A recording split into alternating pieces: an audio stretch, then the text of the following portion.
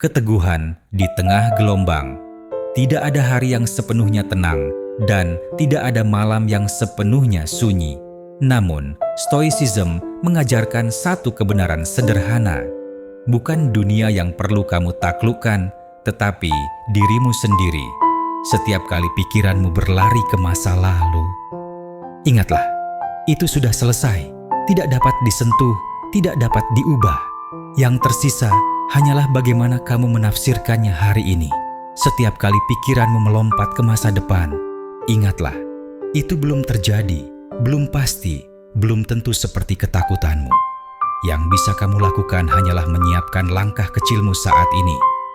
Stoik berkata, kita hanya memiliki dua hal, apa yang terjadi pada kita dan cara kita menanggapinya. Dari keduanya, hanya yang kedua berada dalam kendali. Maka, ketika dunia berisik, jadilah tenang. Ketika sesuatu tidak pasti, jadilah teguh. Ketika orang lain berubah, tetaplah jujur pada dirimu sendiri. Tidak perlu mengendalikan badai, cukup kendalikan kemudi. Karena yang menentukan arah hidupmu bukan angin yang bertiup, tetapi bagaimana kamu memilih untuk berjalan. Dan pada akhirnya, ketenangan bukanlah hadiah dari dunia luar, melainkan hasil dari hati yang tidak lagi diperintah oleh ketakutannya sendiri. Beberapa malam setelah Aurelian belajar menulis hal-hal yang bisa dan tidak bisa ia kendalikan, sesuatu yang berbeda mulai terjadi. Malam itu, ketika ia duduk di tepi jendela, pikiran-pikiran lama kembali hadir, kesalahan-kesalahan yang ia buat beberapa tahun lalu, kata-kata yang menyinggung hati seseorang, peluang yang hilang.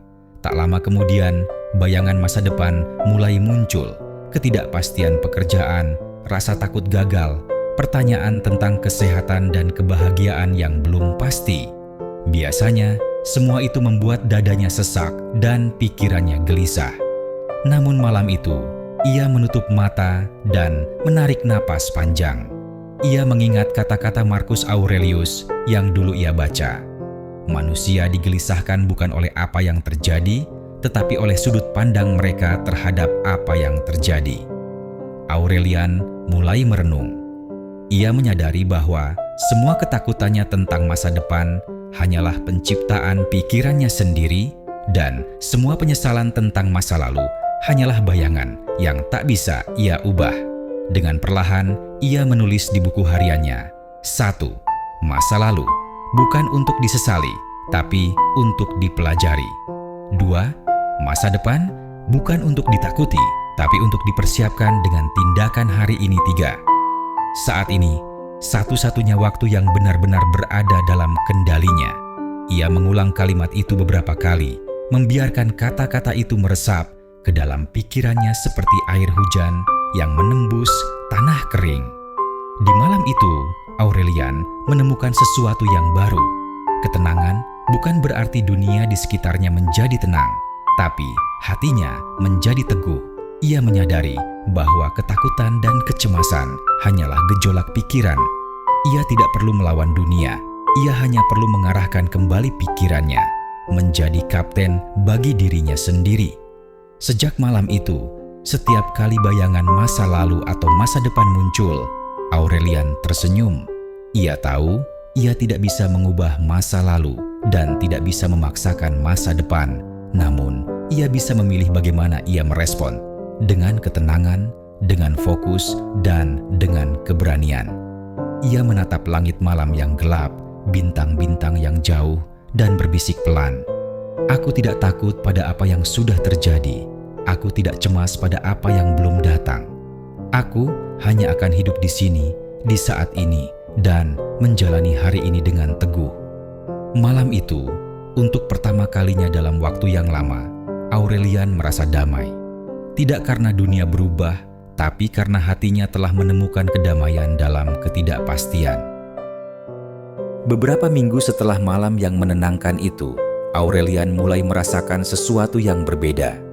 Meski ia sudah belajar menulis hal-hal yang berada dalam kendalinya, malam-malam tetap datang dengan gelombang pikiran yang tak diundang. Suatu malam, ketika hujan turun pelan di atas atap kota, Aurelian duduk di jendela sambil memegang cangkir teh hangat. Hujan membawa suara ketukan ritmis yang menenangkan, namun pikirannya tetap berputar. Ia memikirkan pekerjaannya yang menumpuk, rencana-rencana yang belum pasti, dan kegagalan-kegagalan kecil yang dulu membuatnya merasa rendah. Tapi kali ini, Aurelian menahan diri untuk tidak terseret. Ia menarik napas dalam-dalam dan mengingat prinsip-prinsip Stoik. Hanya hal yang berada dalam kendali yang pantas dikhawatirkan. Ketidakpastian adalah bagian dari kehidupan. Hati yang tenang lahir dari menerima kenyataan sebagaimana adanya. Ia membayangkan setiap pikiran gelisah itu sebagai gelombang yang menghantam batu karang. Gelombang itu kuat, tetapi batu tetap teguh. Begitu pula hatinya. Ia tidak perlu menahan atau menolak gelombang itu, cukup berdiri teguh dan membiarkannya lewat lambat laun. Ia menyadari bahwa kecemasan malam hari bukanlah musuh, melainkan guru yang sabar. Setiap rasa takut atau penyesalan adalah sinyal, tanda bahwa ada sesuatu yang perlu ia pahami, hadapi, atau lepaskan. Aurelian menulis di buku hariannya. 1. Masa lalu memberi pelajaran, bukan beban. 2. Masa depan memberi arah, bukan ketakutan. 3. Saat ini adalah tempat di mana aku bisa bertindak. Ia tersenyum kecil, menyadari bahwa gelombang malam akan selalu datang. Tapi sekarang, ia tidak lagi dihanyutkan olehnya. Ia tahu bahwa ketenangan bukan dari hilangnya gelombang, tetapi dari keteguhan batu karang di tengah badai malam itu. Ketika hujan berhenti dan bintang-bintang kembali muncul di langit, Aurelian menutup jurnalnya. Ia merasa ringan, seolah gelombang-gelombang itu telah membersihkan pikirannya. Dan dalam diam malam, ia berbisik, "Aku tidak bisa mengubah masa lalu. Aku tidak bisa memaksa masa depan. Yang bisa aku lakukan hanyalah berjalan teguh, satu langkah pada satu waktu, di sini dan sekarang." Dengan itu, Aurelian tertidur dengan tenang, bukan karena dunia sempurna, tetapi karena hatinya telah menemukan kedamaian di tengah ketidakpastian. Ketika dunia mencoba mengguncang beberapa hari setelah malam hujan itu, kehidupan Aurelian tampak berjalan seperti biasa.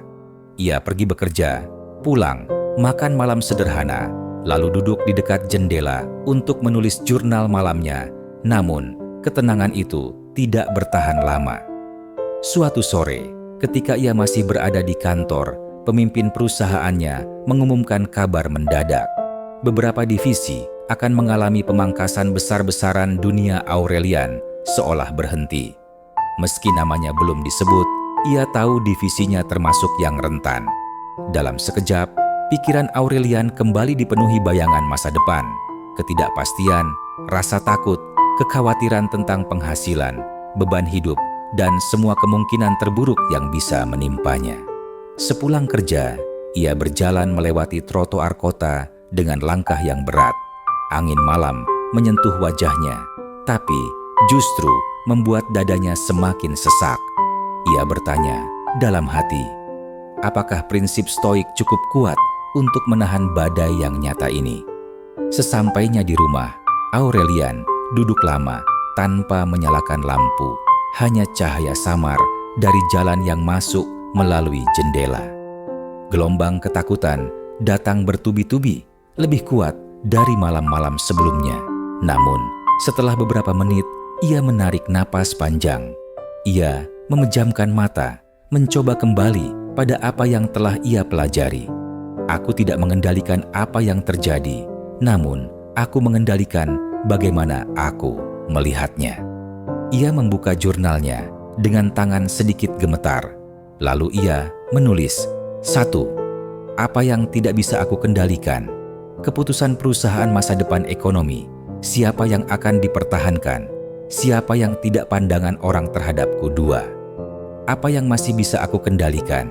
Ketenangan hatiku, sikapku. Besok di kantor, kemampuan yang bisa aku pelajari, keberanian untuk menghadapi apapun yang terjadi, cara aku menjalani hari ini. Ketika ia menatap daftar itu, perlahan-lahan dadanya terasa lebih ringan. Ia menyadari bahwa kecemasan paling kuat justru muncul ketika kita menggenggam sesuatu yang bukan milik kita, hal-hal di luar kendali. Aurelian berdiri di depan jendela, menatap kota yang mulai gelap. Malam ini bukan malam untuk ketakutan. Ia berpikir, ini adalah malam untuk memilih keteguhan. Ia berbisik pada dirinya sendiri. Jika aku harus kehilangan pekerjaan, maka aku akan menerimanya. Jika aku diberi kesempatan bertahan, aku akan mensyukurinya. Kedua-duanya akan kulalui dengan kepala tegak. Tidak ada yang bisa merampas ketenangan hatiku kecuali diriku sendiri. Dan untuk pertama kalinya, sejak kabar itu datang, Aurelian bisa tersenyum kecil. Bukan karena masalahnya hilang, tetapi karena ia mengingat kembali satu kebenaran sederhana.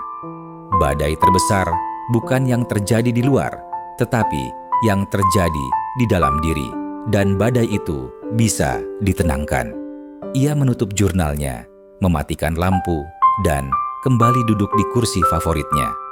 Entah apa yang akan terjadi besok, Aurelian sudah siap menghadapinya dengan hati seorang stoik, tenang, teguh, dan jujur pada dirinya sendiri.